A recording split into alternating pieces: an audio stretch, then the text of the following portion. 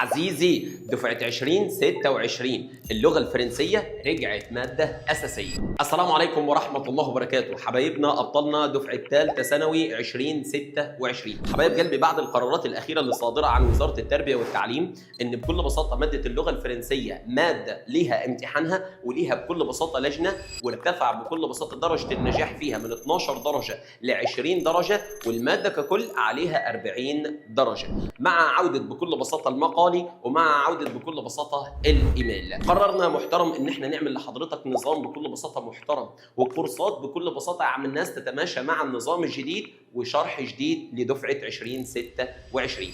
النظام ده بإذنك يا رب وفضلك يا رب حبيب قلبي هيمكنك من مادة الفرنساوي، وفي نفس الوقت مش هيأثر على المواد الأساسية. الكورسات موجودة دلوقتي على المنصة، حضرتك اضغط على اللينك ده واتفرج عليها بنفسك، وبإذنك يا رب وفضلك يا رب يا عم الناس كمان كل الكتب وكذلك بكل بساطة كل الملفات اللي هنشتغل منها هنبعتها لحضرتك PDF مجانا، وهتلاقيها على المنصة في جروب المتابعة يا عم الناس الموجود بكل بساطة اللينك بتاعه على المنصة بتاعتنا. حبيب قلبي، الفرنساوي عاوز اهتمام، والفرنساوي مش معنى ان هو مادة خارج المجموع اني انا بكل بساطة اهمله، لا، انا بكل بساطة هكون دراية عليه، لان دي لغة وفي نفس الوقت مرتبطة بكل بساطة بكليات كتيرة جدا زي الألسن، زي الترجمة، زي بكل بساطة كليات اللغات. حبيب قلبي، ما ينفعش بكل بساطة تلم الفرنساوي في الآخر. حبيب قلبي، الفرنساوي محتاج شوية شغل، والنظام اللي احنا عاملينه لك عاملين لك شرح جديد، وعامل لك بكل بساطة عامل الناس بلان محترمة تمكنك من المادة، وفي نفس الوقت في شرح بكل بساطة مبسط، وفيديوهات بكل بساطة عامل الناس يسيرة وتمكنك ان انت تعرف كل صغيرة وكبيرة في المادة.